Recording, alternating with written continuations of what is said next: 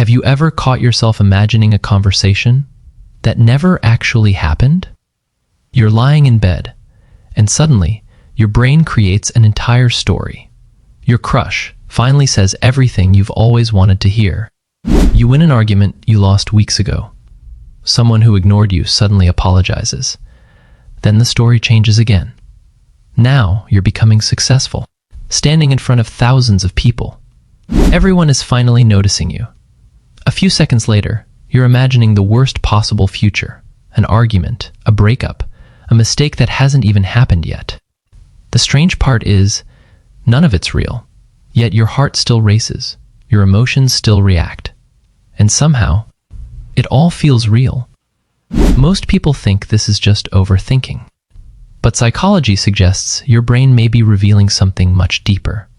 In fact, the fake scenarios you keep imagining might be telling you exactly what your mind has been trying to process all along. Today, we'll explore the 6 psychological reasons your brain creates imaginary scenarios.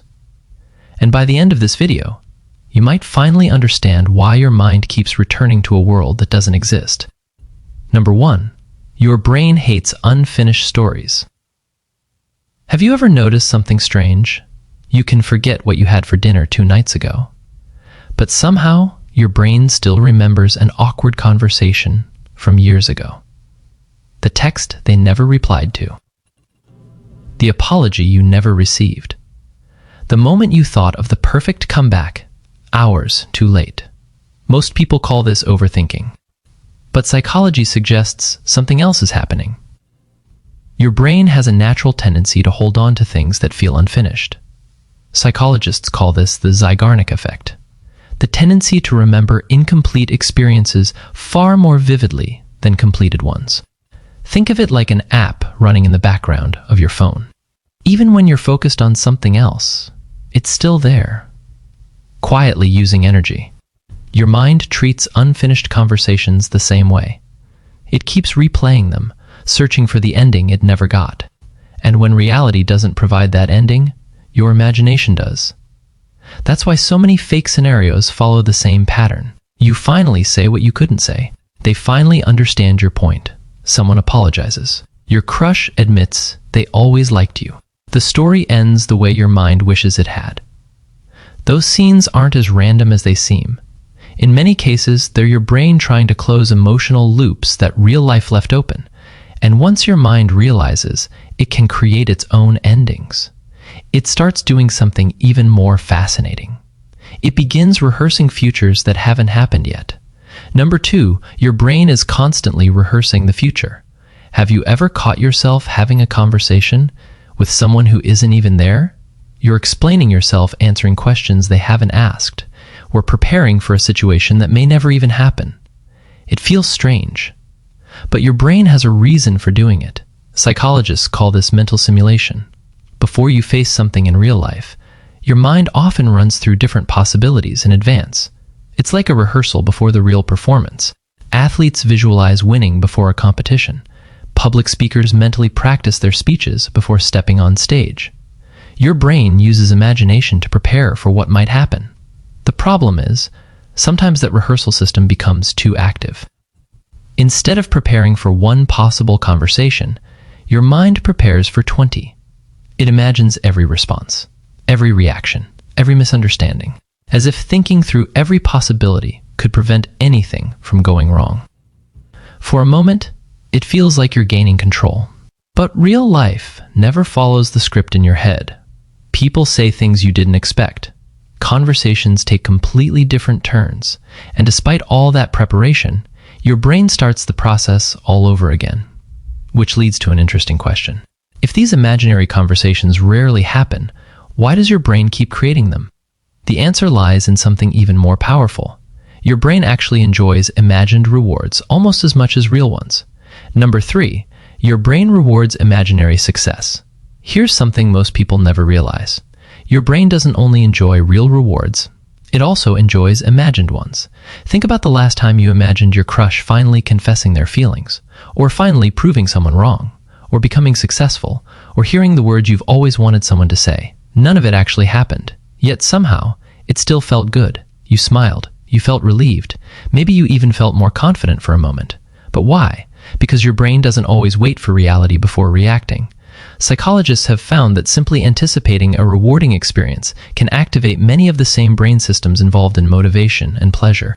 In other words, your imagination can give your brain a small preview of the emotions it's craving. That's why these fake scenarios can become so addictive. For a few minutes, you feel understood, respected, loved, successful. Everything unfolds exactly the way you hoped it would. Unlike real life, your imagination never interrupts you. Nobody disagrees with you. Nobody rejects you. Your mind writes the perfect story, and for a moment, your brain believes it. But here's the danger. The more satisfying those imaginary victories become, the easier it is to stay inside them, because imagining success is effortless. Creating it in real life is much harder.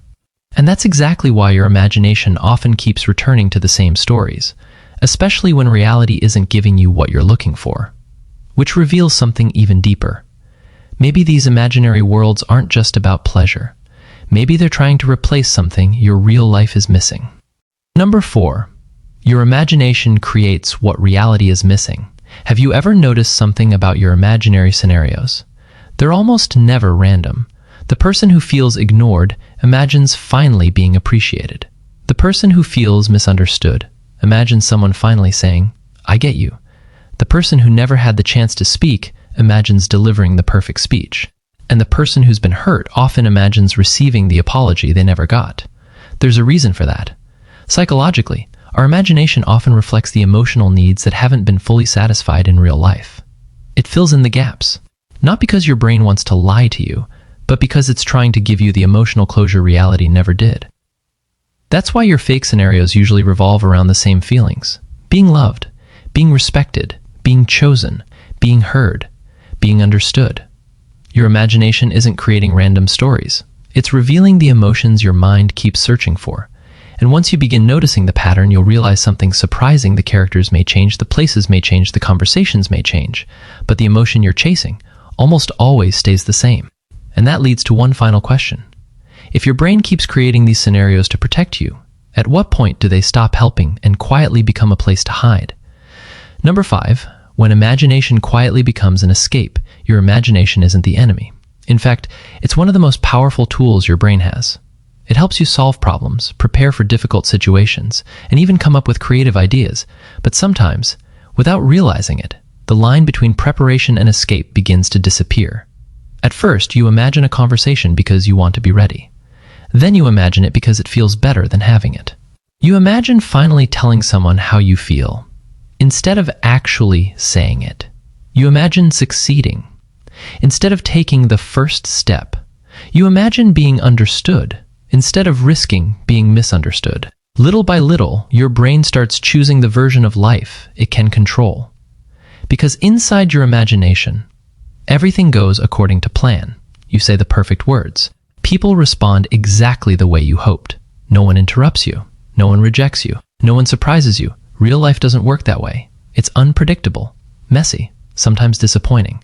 And that's exactly why the imaginary world can begin to feel safer than the real one. The problem isn't that you imagine. The problem is when imagination becomes a substitute for living. When the conversations stay in your head instead of happening in real life. When dreams feel more comfortable than action. Because no matter how detailed the story becomes, your imagination can never replace a real conversation, a real opportunity, or a real connection. And perhaps that's the most important thing to remember. Your mind creates these scenarios to protect you, not to trap you. The goal isn't to stop imagining. It's to make sure your imagination prepares you for life, instead of quietly replacing it. Number 6, you're not weird. You're more human than you think. After hearing all of this, you might be wondering, so is there something wrong with me? Psychology would probably give a very different answer. Creating imaginary scenarios doesn't automatically mean you're broken. It doesn't mean you're losing touch with reality, and it certainly doesn't mean you're the only person who does this. In fact, almost everyone imagines conversations that never happen, replays moments they wish had gone differently, or pictures futures they hope will one day become real. The difference isn't whether you imagine. It's why. Sometimes your mind is searching for closure. Sometimes it's preparing for the future. Sometimes it's trying to meet emotional needs that reality hasn't fully satisfied yet. And sometimes it's simply reminding you that you're human. The important thing isn't to silence your imagination. It's to understand what it's trying to tell you. Because once you stop asking, how do I stop imagining these scenarios, and start asking, why does my mind keep creating them? Everything begins to make more sense. You stop judging yourself, and you start understanding yourself. Maybe that's what you've been looking for all along. Not a way to stop your thoughts, but an explanation for why they were there in the first place. And sometimes, understanding your mind is the first step toward finally finding peace with it. For years, you may have thought these imaginary scenarios meant you were simply overthinking, that you were strange, that your mind worked differently from everyone else's, but psychology tells a different story. Sometimes, the conversations you replay, the futures you imagine, and the worlds you create inside your mind aren't signs that something is wrong with you. They're clues about what your mind is trying to process, what your heart is still searching for, and what your brain has been trying to protect all along. The goal was never to stop imagining. The goal was to understand why your imagination keeps returning to the same stories. Because once you understand your mind, you stop fighting it. And when that happens, those imaginary worlds stop feeling like a mystery and start becoming a mirror. A mirror that quietly reveals the thoughts, emotions, and patterns you may never have noticed before. If this video made you understand yourself in a way you never have before, then you're going to love what's coming next. Every week, we uncover the hidden psychology behind the thoughts, habits, and behaviors millions of people experience, but almost nobody can explain. So if you're curious about how your mind really works, subscribe now, because the next video might explain something you've been wondering about your entire life.